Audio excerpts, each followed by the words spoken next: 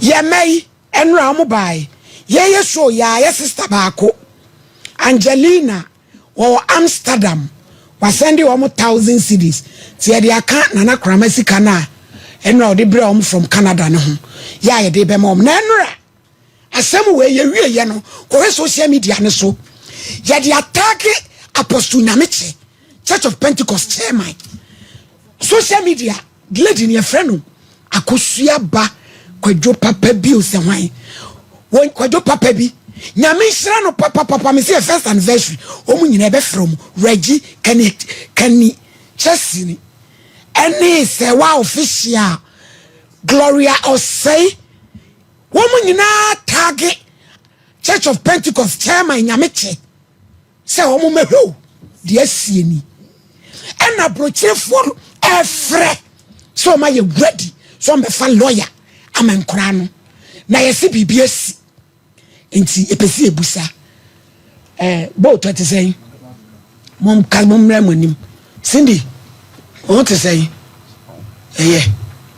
Sylvia et te say Elvis also te say muko school Patrick school on my frame nyahwe manso amotwe no so te yesem motwe na bibia kama enra ye wie show na dia na asi wan be chi mama ye ofa wo ana na bre edi e kura sem ni ade fa le so aso moto am se kenofori ata odi ko parliament edi na asi yo enda show no aye be no ekoye no opese ekoka ni fie eti dia na asi enti okobo na na manye ani ne odi asem no na memehwa hono muntimi mwaye papa Cindy jina fa enti nyama me de ne bae sika no pese ewura kanso mu sika no a ose okoyiye no 1 billion no ose nyesa enti pese ehu se no kra enti me pese ni pakura wo senate hono media ye me wanwane se so opia wu na odiade fonko atuminya titi wuro ma fa kokodurufo enko be yisika wo bra ni papia anim opia ni mu hye se sika ne yataku se yesempoa yayi ya mu opia eho kakra no eho no na be de hia me eti na usi nanane fra wo sesei se nanane de na anka opese bibia omo sanka mo kwa hwego no na omo ache eni edan no ba sika no a eho ho na me de mepe ho asemaka because nyeti no enti enye japade ne sika no ye baji ni nyina ye ho no eti de nanane ka no mo preso anase se de nkrofo ani abreso mbe fa lawyer mama ye nkokoto no emu de hina mo pe me pese kokoto no koto na pe una e panyini oso ye ji wa dwenkire sei na wo pe no anya nana wo fa no odo na nso ma dwenkire ni se yenti asese be ka asem no ofie e pese omo so mu omo so mbe boaye no omo boaye na asem ye de kokot na asanka omo betimi aboaye ofie a anka ye hwe kan dada nke nduru a afere na nyankopon yi ne ye boafo amaye de a yenso ye reshim se omunima ye ni enkokot na ye ready ifi pa de mipun komo franka menko no Sylvia ete say ene de wani ma ye kama oh nyame behwe mo wate say yesi ekodi asem na ofie ana court de na mo pe mo na edi machi bible say so na asem idame de mdu achi ma ho eden enti de mo be ka na ye tie ye kokoto na ye kwa hemfie pa chepe court mo pe court pa chai wonso no ma anya manso abetwe na chese mo nyi azia de mo keka ni antum pa chele Elvis we smart pa chemu dili kamede kam kwa nke court na adamu nyi ni se koka ni fie a mo de mbe ka asem ni empene kekeke ye de court na court no abeboam Cindy kachire wonso sasai Achia pese ya de court na she wonso be court Cindy be court na semo no ba bia ye me nwanwa kakra ne se mo ma me nua no mo wen wonko a ebusua no kwa na akawo no ubrai mabusu apengina wu mo mabusu apengina wu because asem no ase ya wura bɔ mo suniti sɛ mo gye nneɛma ne de a mo bɛba na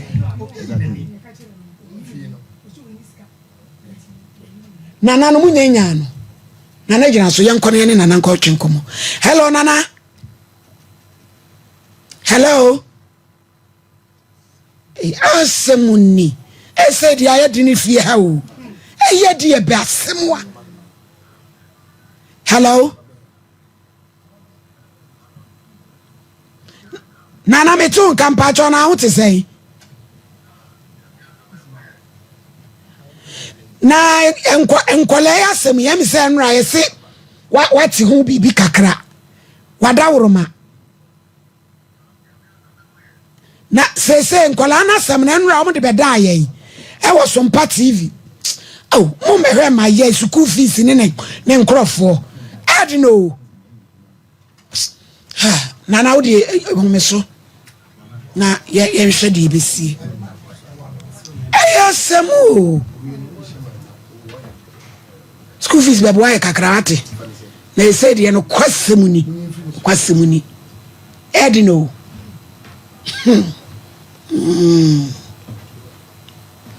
Safu atom and still entina sese no asem enti saaba no mabusua panyini wo ho na sabe eku ebusuafo nyina tete aturu mu ahua sade yemfa ye ho timine nana akasa hello nana hello nana mpacho I said yes ye kakra meti won ka mesi anu ankwala idi o masem beda yen eje ni mubu aten eda na yate se yese yam se wo pese ye beka ne fie ne ebusa se no kura bi wo mo man ti de o kan yi mesi anu ankwala eje ni mubu aten ma no wo mo de o masem no beda yen e wo Sompa ye frɛ papa ne nso ne nkeka wo keka no na kyesa se wonye na dwen se enkwala ne de omo ka no ne omo be ya adwen ti akire ne yete se bi eburu yesi pani wo fie a massive yamfo waso asem no wo pesen ke be ka ne fie ne ye pese ebusa se no kura bi wo mu saa se asem yenko ka ne fie yesi papa ne se wem se wo pese be ka ne fie o sesen Dabi madam me pa chaw de tene se me na me ye kro no so di kro yo kwara no ma me no me pa na awehu se ma wu me se o ko mu no wu ye ya ndi enra ni nyina ye ni omo papa no so ewu ye eti omo ayen yanka e na omo de boat no edi ade na wo go through ubedi ade no nkwala no me wa no de complain aba say won hweye ye papa no hweye ni ade if boat kra on pa me da obepa no na wa cancel mo wan there was a time me wo na onu boat na pa si se kwa no ene na ham nti me se kwala na me mo ne na me kan cho me chatu o mo say o ma disturb public peace na me ma o mo strong one na me say na wo ka se me yakwala na kwala mo ne wo ham wo fi o na me hobby me ni hobby e dey say me ankasa no where you head me ka central mo pra be official complaint na me say dia kwala na yem say na me so me from eti nana me pa cho ni titini ni tietiam obu nka se yenyi asem bia mra fie dabi yedase eno ane hia ye nana yedase na de wakan kura ma yahunu boat nu ni suban ti nana dabi me da me ka se yenyi asem bia mra fie na director ni so no no osesei director no de o say aka obeche afuo no obeche afuo no senate sika na okoyi ye ne nso e ono chere se me okoko no nyambo ankachina oba me yakoche yakofuo no ntini pempe wone wa na ekoche Eti sika no asem no de meet me kan we because no just wono woni for mom letter mom ko ho Emma, let's for you ni natural mo statement ni ade. Mexican waje no man krani bi. And ayi wo mo fa no de statement no by no ma wo say difference bi wo figures no almost Ada dia no select dia no any boy na kasa select no ba no difference bi wo difference wo last number ba ko 35 and ono an kasa dia so 53 I don't know controversial kakra nti ya wasam pa de me kasa metimi aka na meboa nana ye dase wate ye dase pa kasa ye nya asem bia emra me sie ni etieti asem da ye dase na daleta kura so wo ko che koko no won ko che koko kura ne hye land daleta kura so wo ko che koko no won ko che ebusuafo asem ni adwuwa da ye beko lawyer ho na asem we yakwa akofale because yentumi man eti Ghana for ehia mu nyina momoa yen ni eventual lawyer ka ni ekoshi shem apostle nyame che Church of Pentecost for wani kire baby ani lanso eda eje ni mu boatin asem ni apostle rawo lanso baby ani district Church of Pentecost enti said ya akosie no na adwuwa da ye bi sia asem we so me say aje sagita adwuwa da ba samba ye bedu ona lawyer asem no ye hunu na camera da so na wiase nyina hunu say die aduro no no a ebre no eko enti mo ayi sikanini lady no Angelina Esia Amsterdam or the 1,000 by and ya maame na nakrama ono so Edmonton Canada ono so de ne de aka ho a ye de e mam munyi e de na mo ka kire mo wo mu de wo kan se Onyankopon hira no Onyankopon onya ne kese wo hira wo mo ye mienu wo hira wo mo nyo mo kese cause ye de nim se ni nu bia ye ni kamafo bia enso odosun koma da na di a kire no ama ya hu se wo de wasem kodan ba bia binya enyansafo ana atachafo mbeboa wo mama kan no makon asemama nto bibiara wo ha da no so mane nche dam nsu so wo hwe na wo de da mese se dwane bla me mama fui ne papa fui wo ombe kan wa asemama because ni esu pa ni eni kamafo enso ene o mama ya hu se yanya kamafo de ande Nyankopon ba bia sika ifri bia no hye ho anunyam bofo ne sane no de nhira ne ba e ma ora fi nkrofo ya o ma tom botom o ma kom dwetem akogi sika e de abma nyinsia ne nyankase ye nsum no e do mase Onyankopon nhira o mo ye bre ne ko tidifo matare fefe mama si ne pamoye 100 ntima si o chame do number ne betudwa o tena de ye benya ye time 1 to 3 enti yesre mo fanche na ball no start sa de na bibia ate akotum tinye se ebo apaye o tena e full time ye benya ni agibre na dofo ese ye kan ho asem abrochefo nyina wara beba mu nyina ye bobo so kakrakra na mesi atwa da ye kolo ya ho e wo sase ti mu amo fresa mo beboa no yeso ya ye krado oba akwa wo ama yakotwa ne ntini ama one ne ba nyina akowu na adam medium na senti ada ne yere no to tumi ka bibi kira ne kum na papa no ono ani ma na nkwala nketwa wonya bo mo maami wo isu pene nkra nyina esusu hwe nkwala isu ayesu ya maami akowu awrahu wo sei ekwo ma akola ketwa wei sindi itimi begira TV so se minim paboa nyina atete na ni nkwala we exchange west ya ntam paboa mamo mi ntam paboa mamo wo mo senetio wo mo die yo ya sese ni nyina apostle nyame che Church of Pentecost ye tageu sa sem we obia social media no so wani be hu sa kesi we mon tagi apostle nyame che maye mon tagi apostle nyame che maye se bebia ni Church of Pentecost kumase edeje ni mu boatin la so yani o yani Pentecost fo ona mutuo ko jidi kupa tu wodo America papa no ewie ye no be se usemo akwapa no kwafo wadi kuni wadi anyankunim Satan ye mapa wadi anyankunim o tia so dem preach enti ye de ye mu ne ye pe ye soli se da no nyame kana koma na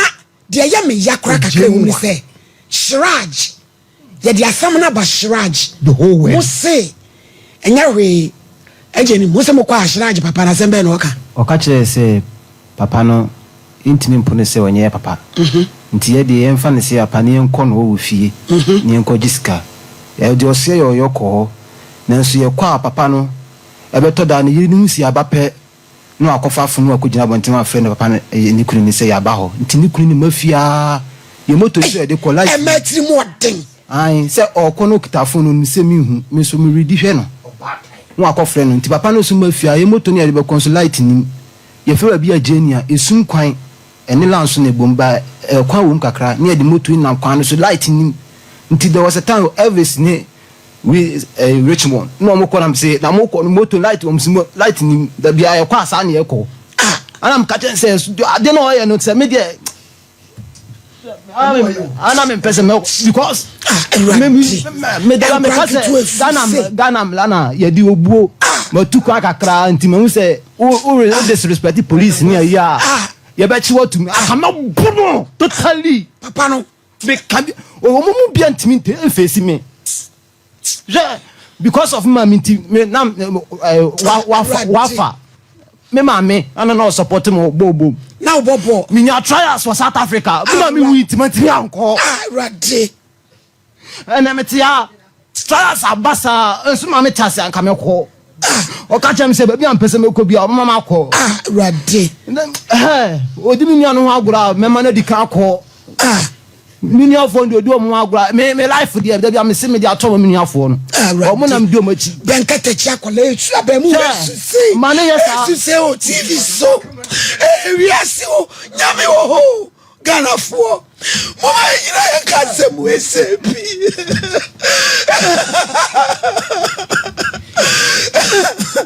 Radinha kupo se radi wa na sa reto nyame wa radi kasa wa semu esehu na mu aya obatan ko wo wakwa ko hu na pakete chia wo so asinkro nwi wa chi ko na japade yakoka na we court ewura nipa mu ba ku yanyina court mi fro nyame mu ba ku yanyina adatu ada mu ba ku yanyina o kana ase adai ya bobrare ma ya di asi boat ejuada mumla why Sylvia we dey mun twaso na ejuada mumla na ye hu abusuafo ye sorry producer number no fa ntuma semui obia wo moa yo person de bo ankole amufa production line mame ento so mon friend number we ye sorry 0541 12 6626 0541 12 6626 mentanye we me am personal line e me de ka ho 0242 955 893 ye serious adwuma e me frame me gina me kasa wa wo hini I love you do hasma me catch ron wo beda ontumi en 0242 955 893 me am line mon frère na ye hwem wa de bebo ankole ebusuafo ye sole asempe